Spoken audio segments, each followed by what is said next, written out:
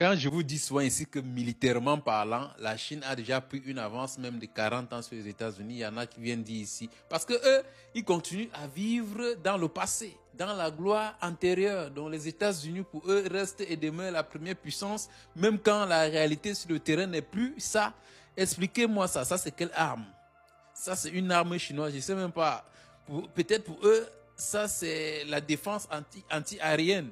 Je ne sais pas que les experts viennent m'expliquer ici. Peut-être ça, c'est la défense anti-aérienne chinoise. C'est totalement laser. Donc, ils n'ont pas besoin de tirer les missiles comme on a vu Israël se défendre dernièrement en tirant un missile. Quand un missile vient, ils vont envoyer un autre missile pour aller rencontrer. Et ils n'ont même pas besoin de tirer un missile.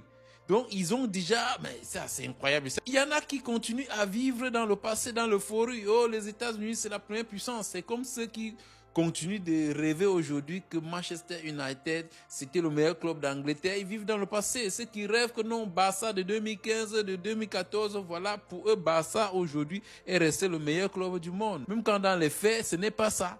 Donc, la Chine a déjà pris une avance de 40 ans sur les États-Unis. Pour moi, si on regarde bien, après la Chine vient la Russie dans le monde militaire aujourd'hui. Il n'y a même pas match, il n'y a pas débat.